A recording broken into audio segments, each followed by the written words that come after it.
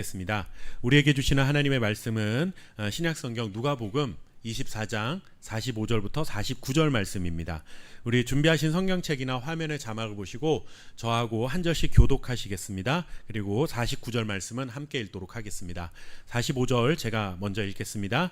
이에 그들의 마음을 열어 성경을 깨닫게 하시고 또 이르시되 이같이 그리스도가 고난을 받고 제3일에 죽은 자 가운데서 살아날 것과 또 그의 이름으로 죄사함을 받게 하는 회개가 예루살렘에서 시작하여 모든 족속에게 전파될 것이 기록되었으니 너희는 이 모든 일의 증인이라. 함께 읽겠습니다. 볼지어다 내가 아버지께서 약속하신 것을 너희에게 보내니니 너희는 위로부터 능력을 입혀질 때까지 이 성에 머물라 하시니라. 아멘. 지난 두 주간 우리는 성도들은 어떤 사람인가, 그리고 또 성도는 어떤 책임의식을 가지고 살아가야 하는가에 관한 말씀을 함께 나누었습니다. 성도는 무엇보다 기억해야 될 것은 하나님의 부르심을 받아 거룩하게 살아가는 삶을 요구받도록 그 삶의 자리로 부름받은 사람들이다라는 말씀을 드렸습니다. 그렇기 때문에 성도는 그저 기독교라는 종교 활동을 하는 사람이 아니라 세상 가운데 구별되어 하나님의 뜻을 따라 살아가는 자, 그가 바로 성도라는 이름을 가지고 살아가는 자들이다 말씀드렸죠. 이렇게 하나님은 우리를 성도라는 특별한 삶으로 부르셨고, 그리고 또 성도라는 이름으로 살아간다는 것은 곧 그리스도의 향기를 드러내는 자로 살아가는 것임을 우리가 지난 시간에 고린도후서 2장 말씀을 통해서 함께 은혜를 나눴습니다. 그래서 우리의 말과 행동, 그리고 표정과 태도를 통해 세상 속에서도 예수 그리스도의 향기를 전파하는 자로 살아가야 할 책임이 우리에게 있다라는 말씀을 함께 나누며 우리가 그러한 영적인 책임감 속에 도전을 받았습니다. 사실 우리가 크게 의미를 부여하지 않은 채 교회 안에서 무심코 사용하고 있는 이 성도라는 호칭 속에 참 이렇게 어마어마한 어떤 영적인 비밀이 담겨 있다라는 사실을 우리는 지난 두 번의 말씀을 통해 분명히 기억해야 될 것을 다시 한번 확인했습니다. 오늘은 지난 두 주간 설교에 이어서 그렇다면 성도는 어떤 소망을 품고 살아가는 사람들인가 하는 것을 오늘 말씀으로 나누려고 합니다. 결론부터 말하자면 성도는 다시 오실 주님을 기다리며 살아가는 자들이다라고 하는 것입니다. 즉 주님의 재림을 소망으로 품고 살아가는 사람들, 그들이 곧 성도입니다. 사실 성도로 살아가는 것과 예수님을 믿지 않는 사람들과 이 세상을 살아가는 모습은 크게 다르지 않습니다. 그러나 그들과 우리에게 있어서 가장 큰 차이점은 무엇인가라고 묻는다면, 저는 주일에 교회를 나가서 예배를 드립니다, 아니면 저는 밥 먹기 전에 기도합니다, 이런 말들도 할 수 있겠지만 궁극적으로 그리스도인과 그렇지 않은 사람들의 삶을 구분짓는 것은 예수님의 다시 오실 것에 대한 소망을 가졌느냐 갖지 않았느냐에 따라 구분될 수 있다라고 생각을 합니다. 성도는 과거 2000년 전 이 주님의 십자가 사건을 통해서 우리는 하나님의 자녀라는 그러한 신분을 얻게 되었습니다. 우리가 지금 예수님을 믿고 예수님의 그 자녀가 되고 하나님의 자녀가 될 수 있었던 이유는 뭐냐면 2000년 전에 예수님께서 십자가에 달려 죽으셨기 때문에, 우리의 모든 죄를 용서하셨기 때문에 그 과거의 사건에 기인해서 우리는 그 사실을 믿음으로 받아들여서 하나님의 자녀가 되는 것이죠. 그리스도의 향기를 전하며 현재의 삶에 충실하게 살아가고 있습니다. 그러니까 십자가라는 과거의 사건을 통해서 우리는 하나님의 자녀가 되었고, 그렇게 되어서 현재는 우리는 그리스도의 향기를 전하는 자로 살아가고 있는 것입니다. 그런데 그것이 끝이 아니라는 것이죠. 성도는 과거와 현재의 시간만 살아가는 것이 아니라 미래의 시간을 기다리며 살아가는 사람들인데, 무엇을 기다리는 사람들이냐? 다시 오실 주님을 기다리며 소망하며 살아가는 사람들이다라는 것을 잊지 말아야 한다라는 것입니다. 오늘 우리가 이 자리에서 예배를 하고 있지만 우리 마음속에 만약에 다시 오실 주님에 대한 약속, 그 재림에 대한 소망이 없다고 한다면 저는 그리스도인이다 할 수 없지 않을까라고 생각이 됩니다. 아무리 신학 공부를 해서 목회자가 되었다 할지라도 만약에 우리 안에 저의 마음속에 다시 오실 주님에 대한 약속이 없거나 소망이 없다면 저는 하나님 앞에서 성도일 수 없는 것이죠. 누가복음의 마지막 장면, 오늘 우리가 읽었던 말씀입니다. 이 누가복음의 마지막 장면을 보시면 주님께서 십자가의 죽음을 이기시고 부활하신 후 제자들에게 나타나셨습니다. 제자들에게 나타나신 주님께서 가장 먼저 하신 일이 무엇이었는가? 오늘 말씀을 통해서 확인해 볼 수가 있죠. 우리 함께 누가복음 24장 44절 45절 말씀 다시 한번 좀 읽어보도록 하겠습니다. 자, 또 이르시되, 함께 읽겠습니다. 시작. 또 이르시되 내가 너희와 함께 있을 때에 너희에게 말한 바 곧 모세의 율법과 선지자의 글과 시편에 나를 가리켜 기록된 모든 것이 이루어져야 하리라 한 말이 이것이라 하시고, 이에 그들의 마음을 열어 성경을 깨닫게 하시고. 아멘. 부활하신 주님께서 제자들을 만난 자리에서 하신 일은 성경을 풀어 가르쳐 주신 것이었습니다. 그런데 여러분들, 주님의 가르침은 그렇게 복잡하지 않았습니다. 아주 간단하고 명료했습니다. 말씀해 보시면 모세의 율법과 선지자의 글과 시편이라고 그렇게 표현을 하고 있는데, 이것은 곧 구약 성경을 말하고 있는 것입니다. 제가 여러 차례 설명을 드렸지만 오늘날 우리는 인쇄된 성경을 이렇게 한 권으로 다 들고 다니지만 예수님 당시에는 성경이 이렇게 한 권으로 모여 있었던 것이 아니죠. 이사야가 썼던 글, 예레미야가 썼던 걸 따로따로 이렇게 있었던 그런 것을 나중에 이제 교회의 회의를 통해서 이것을 성경으로 하나로 묶은 것입니다. 자, 그러니까 예수님 당시에 모세의 율법 하면은 창세기부터 신명기까지의 5권의 책과, 그리고 또 선지자의 글 하면은 이제 구약 성경 뒷부분에 있는 이사야라든가 예레미야라든가 에스겔이라든가 이런 선지자들의 글과, 그리고 또 신앙의 고백을 드렸던 시편이나 잠언과 같은 이러한 글들이 따로따로 있었다라는 겁니다. 그러니까 예수님께서 구분해서 말씀하셨는데, 결국 이 모든 것을 다 모아보면 무엇을 말하는 거예요? 구약 성경을 말하는 거죠. 우리가 말하는 구약 성경의 이 모든 말씀 속에 그 약속된 모든 말씀들이 누구를 통해서 다 성취가 되었냐? 바로 나, 예수님을 통해서 이미 다 성취가 되었다. 무엇을, 어떤 사건을 통해서? 십자가의 죽음과 부활을 통해서 구약의 모든 약속되었던 하나님의 말씀은 이제 다 성취가 되었다라는 것을 제자들에게 가르쳐 주셨다라는 말씀입니다.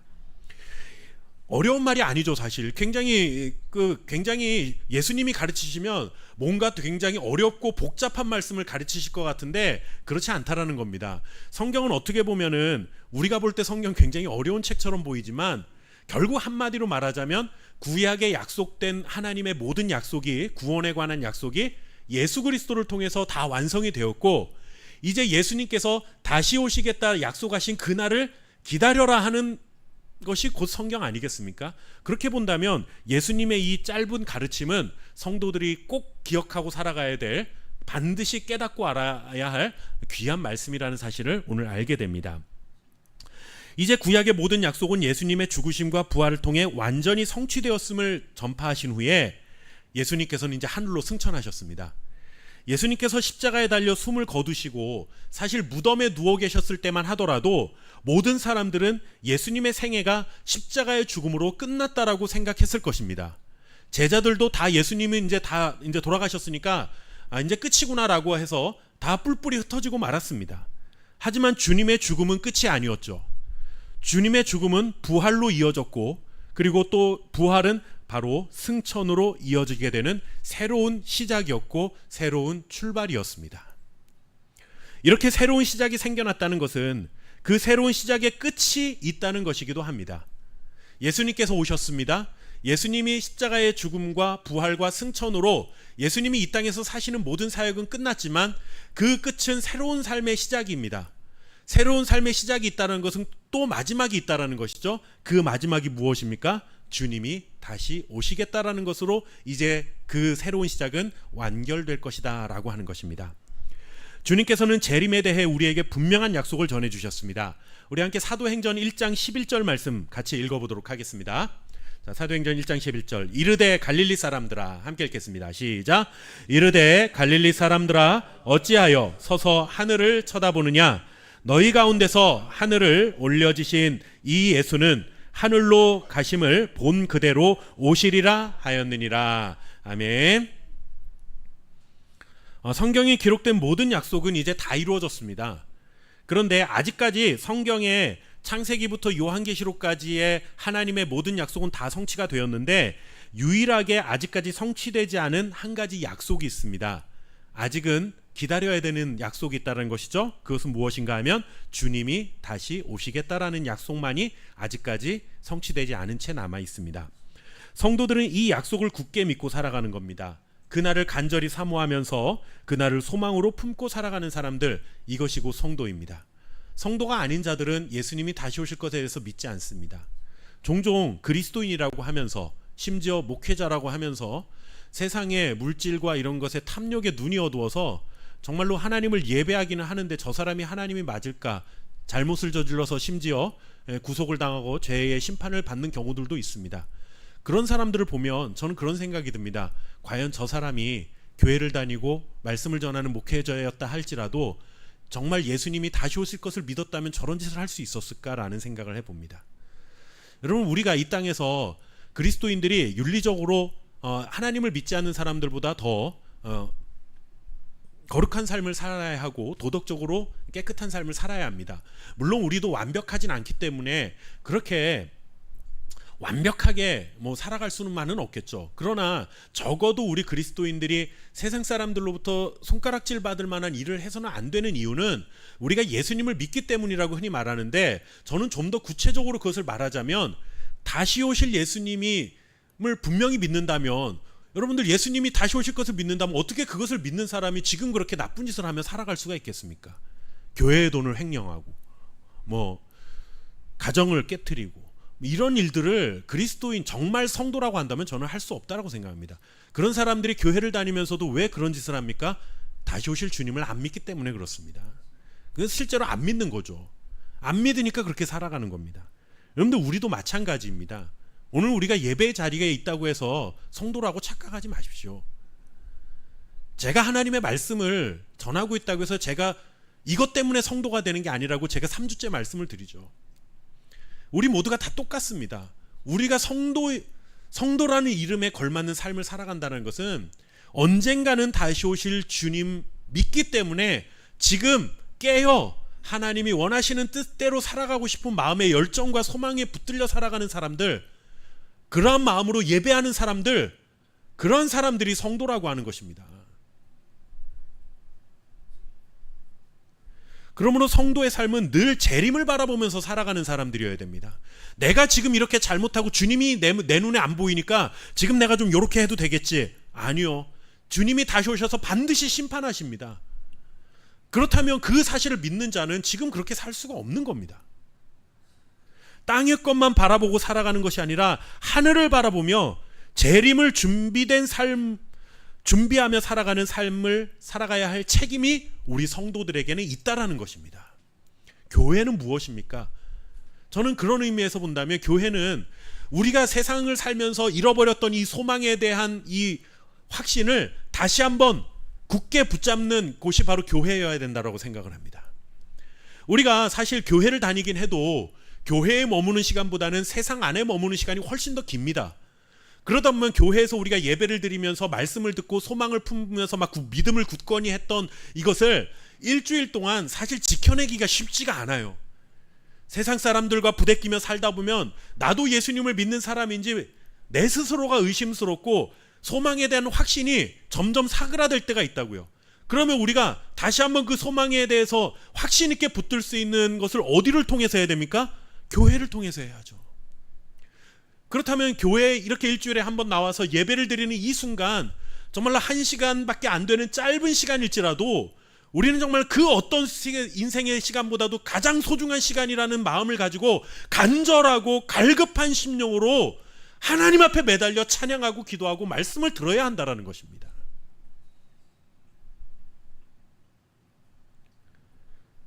그것이 바로 하늘을 바라보며 재림을 준비하며 살아가는 자들의 모습입니다. 오늘 본문 말씀이 이 점을 우리에게 가르쳐 줍니다.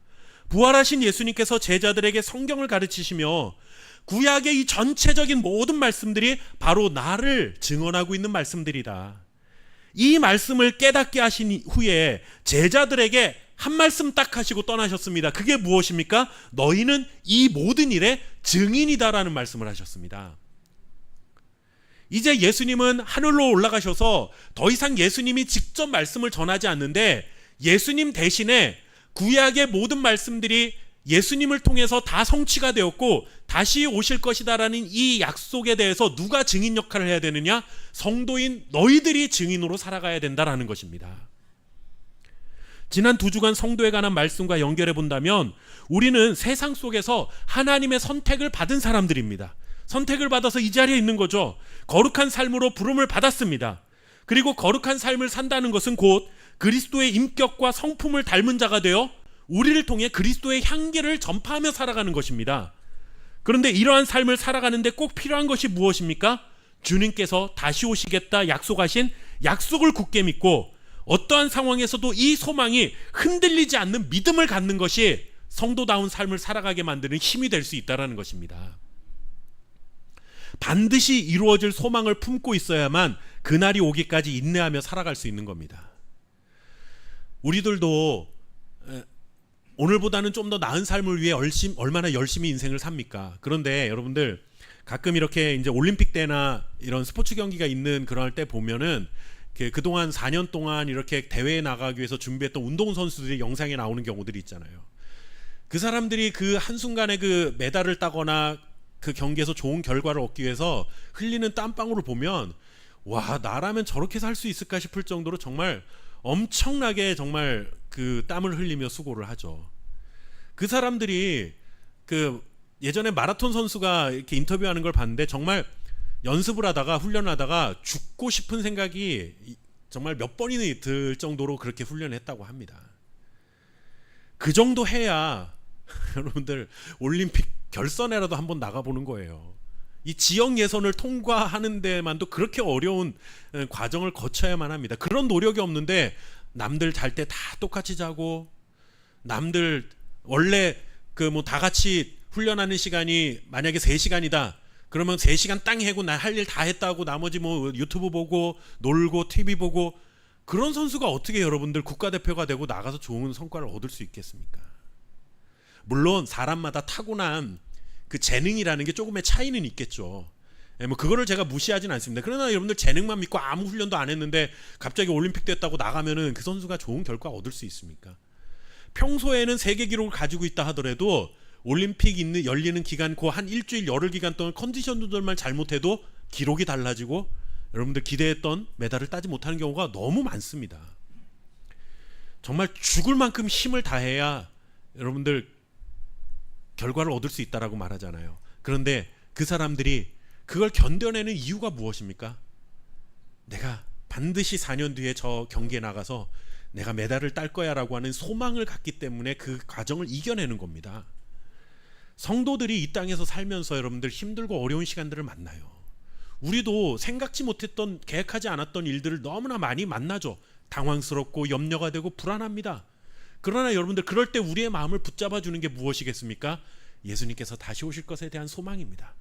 저는 좀 더 극단적으로 말하자면 사실 교회도 소망이 아니고 옆에 있는 성도도 아니고 목회자도 소망이 아닙니다. 우리의 소망은 오직 예수 그리스도이심을 믿습니다. 교회가 소망이 아니라 교회를 통해 전파되는 하나님의 말씀이 소망이고 교회를 통해 우리가 믿음을 지켜가는 예수 그리스도에 대한 믿음이 우리의 소망인 것이지 여러분들 교회이라는 이 건물 자체가 우리의 소망일 수는 없는 거예요. 목회자가 가장 의지하는 사람들은 성도겠죠. 그러나 여러분들 성도가 저의 소망일 수는 없습니다. 성도들도 마찬가지입니다. 교회를 다니면서 목회자를 신뢰합니다. 의지합니다. 그러나 목회자 자체가 소망의 근원은 아닙니다. 우리가 이것을 분명히 해야 됩니다. 우린 서로 사랑하고 섬기며 신뢰하며 살아갈 뿐이지 영원한 소망이 되어줄 수는 없습니다. 우리의 소망은 오직 다시 오실 예수 그리스도만이 우리의 소망인 줄 믿습니다. 이 소망의 확신 가운데 거하여 이 소망에 대한 약속을 주신 하나님의 말씀을 굳건히 붙들고 살아가는 저와 여러분 될 수 있기를 주님의 이름으로 축원합니다. 그런 우리를 끝까지 붙들어주는 것은 하나님의 말씀입니다. 말씀을 매일 읽고 묵상하고 설교 말씀을 우리가 들어야 하는 이유는 우리에게 주신 재림에 대한 소망을 끝까지 잃어버리지 않기 위해서 오늘 이 자리에 우리가 있는 것입니다. 그날을 간절히 기다리며 믿음을 지켜가기 위하여 우리는 예배하고 있는 것입니다. 그리스도의 향기를 전파하며 재림을 기다리는 성도는 무엇보다도 하나님의 말씀과 가까이 있어야 합니다. 말씀을 떠나서는 신앙을 지킬 수도 없고 예수님을 기다린다는 기다림도 있을 수 없는 겁니다. 설사 있다 하더라도 그 기다림은 헛된 것을 기다리는 공허한 기다림이 되고 말 것입니다. 시편 109편 105절 말씀, 제가 좋아하는 말씀 중에 하나이기도 한데 같이 한번 이 말씀을 읽어보도록 하겠습니다. 자, 주의 말씀은, 시작. 주의 말씀은 내 발의 등이요 내 길의 빛이니이다. 아멘. 하나님의 말씀은 우리의 인생길을 비추는 빛입니다. 어두운 세상 속에서 재림을 기다리는 성도는 오직 말씀의 빛을 따라 살아가야 한다는 것입니다. 오늘날 많은 성도들이 말씀보다 세상의 정보와 뉴스에 더 민감합니다. 세상 소식에는 마음이 흔들리면서도 하나님의 말씀에는 굉장히 둔감하게 살아갑니다. 어제 무슨 일이 있었는지, 지난 주간에 무슨 일이 있었는지, 내가 관심 있는 분야의 뉴스나 이런 소식을 듣고 왔을 때는 교회에서 막 신나면서 얘기하는데, 하나님의 말씀에 대해서는 우리가 너무 둔감한 경우가 많아요. 주님의 다시 오심을 소망하는 자라면 여러분들, 세상의 소식에 대해서 우리가 눈 감고 삽시다 그렇게 말하려는 것이 아니라, 물론 알아야 하죠. 그러나 여러분들, 그 세상의 소식보다 더 민감하게 우리가 반응해야 될 것은 하나님의 말씀인 것입니다. 말씀으로 준비된 성도가 되어야만 주님의 다시 오심을 기쁨으로 맞이할 수 있고, 세상의 유혹과 시련 가운데서도 결코 흔들리지 않을 것입니다. 여러분들 다 요즘 스마트폰 사용하시죠? 스마트폰을 가장 많이 사용하는 것은 검색하는 겁니다. 뭐 이 물건이 얼마인지, 무슨 기사가 있는지, 뭐 이런 것들도 찾아보고 자기가 관심 있는 분야의 정보들을 얻기 위해서 많이 검색을 합니다. 뭐 검색도 하고 유튜브에서 실제 영상을 찾아봐요. 그런데 여러분들, 요즘 스마트폰은 AI 기능이 거의 다 들어가 있습니다. 나도 모르는 사이에 들어가 있어요. 그래서 내가 무엇을 검색하고 어떤 기사를 많이 봤느냐에 따라서 내가 검색하기 전에 뭔가 인터넷을 켰을 때, 유튜브를 켰을 때 내가 자주 검색했던 것을 먼저 보여주는 이런 기능들을 갖추고 있습니다. 그래서 여러분들, 오늘날 이 사람이 어떤 것에 관심을 갖고 살아가는 사람들인가, 그래서 범죄자들이 스마트폰을 빼앗기고 압수수색을 할 때, 검사나 경찰들이 압수수색을 할 때 가장 첫 번째로 하는 게 뭐냐 하면 이 스마트폰이죠. 그래서 이 비밀번호를 못 풀면 검찰에서도 어떻게 하지 못하는 경우들이 있어요. 그런데 어쨌든 여러분들, 그걸 왜 그러냐면 이 사람이 평소에 어떤 관심을 가지고 있었는지, 그리고 어떤 삶을 살았는지를 이 스마트폰 하나면 충분히 알 수 있을 만한 정보들이 다 담겨 있기 때문에 그렇습니다. 근데 여러분들 유튜브 보시면, 내가 유튜브 창을 딱 열었는데 뭐가 제일, 어떤 영상들이 가장 많이 나오느냐가 그 사람이 그 영상을 가장 많이 봤다라는 증거입니다. 정치 기사를 많이 본 사람들이요, 유튜브 여는 순간 온갖 정치에 관련된 영상들이 쫙 올라옵니다. 쇼핑에 관련된, 제가 요즘 이제 러닝을 매일 하고 있습니다. 한 5km에서 많게는 8km까지 거의 매일 뛰고 있는데, 그러니까 러닝화를 하나 사려고 검색을 해보잖아요. 그러면 다음 날부터 제가 그 검색 사이트에 들어가면 광고창이 뭐가 뜨냐면 러닝화가 떠 있어요. 그렇게 무서운 세상 속에 우리가 살아요. 여러분들, 그러니 여러분들, 제가 묻고 싶은 게 이겁니다. 여러분들이 유튜브를 많이 보시고 뭐 세상 정보를 얻는 거 좋아요. 그런데 과연 유튜브를 열었을 때, 검색창을 열었을 때 과연 내 스마트폰에는 나를 보여주는 영상이 무엇인지, 검색어가 무엇인지 한번 생각해 보십시오. 정말 주님의 재림을 소망하고 살아가는 성도다운 삶이 살아가고 있다라고 하는 것에 부끄러움이 없는 그런 영상과 검색어들이 과연 내 스마트폰에 남겨져 있는지. 물론 그것으로만 우리가 그리스도인이다 아니다 평가할 수는 없겠죠. 그러나 적어도 우리의 최우선의 관심사는 하나님의 말씀이어야 하지 않겠습니까? 부활하신 주님께서는 제자들이 앞으로 환난을 많이 당할 것을 아셨습니다. 너희가 내 증인으로 살면 죽음의 고비를 넘어야 되는 순간들이 올 거야. 그런데 그 순간 너희들이 믿음을 지켜가기 위해서는 이 말씀에 대한 확신이 있어야 된다. 이것을 아셨기 때문에 그들에게 말씀을 가르쳐 주셨던 겁니다.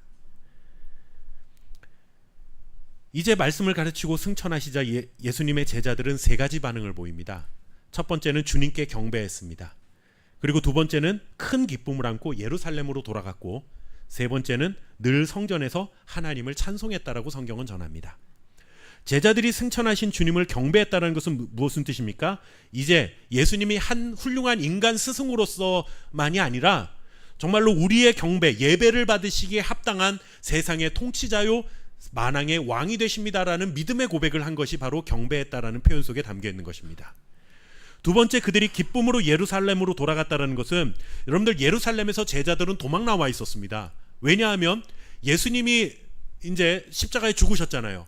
예수님의 핍박이 극에 달했기 때문에 이 핍박이 이제 예수님을 따르던 자기들에게 올까봐 예루살렘 밖으로 나와 있었죠. 그런데 기쁨으로 이제 다시 예루살렘으로 돌아갔다라고 전합니다. 이것은 무엇이겠습니까? 승천하신 예수님께서 다시 오실 것이다라는 믿음의 소망이 확실해졌기 때문에 그들은 기쁨으로 예루살렘으로 돌아갈 수 있었던 겁니다. 그리고 여러분들, 그들이 그곳에서 돌아가시고서 한 것이 무엇입니까? 성전에 들어가 하나님을 찬송했다라는 것입니다. 주님의 다시 오심을 기다리는 성도의 삶은 근심과 불안에 사로잡힌 삶이 살아가는 것이 아닙니다. 세상은 여전히 어렵고 힘들지만 성도는 다르게 살아가야 합니다. 왜냐하면 주님이 반드시 오신다는 확실한 소망을 주셨기 때문에 찬송의 자리, 예배의 자리를 지켜가며 기쁨으로 날마다 살아가야 하는 것입니다. 빌립보서 4장 4절 말씀 우리 같이 한번 읽어보도록 하겠습니다. 자, 주 안에서 항상 기뻐하라. 시작. 주 안에서 항상 기뻐하라. 내가 다시 말하노니 기뻐하라. 아멘. 여기서 항상이라는 말은 상황에 상관없이 기뻐하라는 것입니다. 기쁨의 근원을 하나님으로 삼고 예수님으로 삼으면 우리가 당한 형편이나 현실의 어려움이 아무런 문제가 되지 않고 변함없는 주님 때문에 항상 기뻐할 수 있으니 언제나 주 안에서 기뻐하라 말씀하고 있는 것입니다. 우리의 삶에는 경제적인 문제, 건강의 문제, 가정의 문제 등 수많은 문제들이 많이 있습니다. 그러나 성도가 기쁨을 잃지 않는 이유는 주님이 약속하신 대로 오셔서 우리의 눈에서 흐르는 모든 눈물을 닦아주시고 상처난 우리의 마음을 회복시켜 주실 것임을 믿기 때문에 우리는 날마다 기쁨으로 살아가는 것입니다. 그러므로 우리의 하루는 찬송으로 채워져야 합니다. 기쁘면 노래가 나오잖아요. 콧노래를 우리가 흥얼거린다고 하잖아요. 주님을 향한 소망 때문에 우리의 마음이 기쁘면 찬송이 이어지게 되어 있습니다. 아침에 눈을 뜰 때 감사의 기도로 시작하고 밤에 잠자리에 들 때 찬양으로 하루를 마무리하는 성도가 되어야 합니다. 재림을 기다리는 성도는 세상 속에서 원망과 불평 대신 감사와 찬송의 삶을 살아야 합니다. 이것이 우리의 삶을 다른 사람들과 구별되게 만드는 가장 중요한 모습임을 기억하시기 바랍니다. 또한 재림을 기다리는 성도는 복음의 증인이 되어야 합니다. 지난 주일에 말씀드렸던 그리스도의 향기가 되어 복음의 향기를 세상에 전파하는 자가 되어야 합니다. 예수님의 부활과 승천을 경험하고 재림에 대한 분명한 소망을 품은 자는 복음을 전하는 증인으로 살아야 합니다. 재림을 기다린다고 해서 가만히 손 놓고 기다리는 게 아닙니다. 기다림은 곧 사명을 가지고 살아가는 기다림이어야 합니다. 주님은 우리를 세상의 증인이라 말씀해 주셨습니다. 우리 다시 한번 사도행전 1장 8절 말씀을 좀 읽어보도록 하겠습니다. 자, 오직 성령이 너희에게, 시작.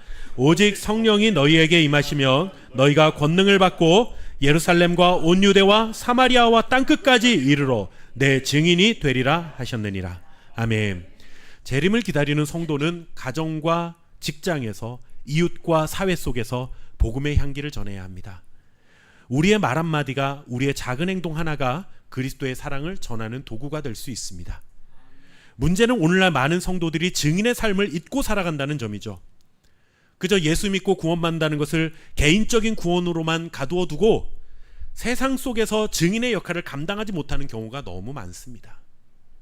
교회 안에서만 풍기는 향기로 머물러서는 안 됩니다. 세상을 향한 그리스도의 향기가 되지 못하는 경우가 많습니다.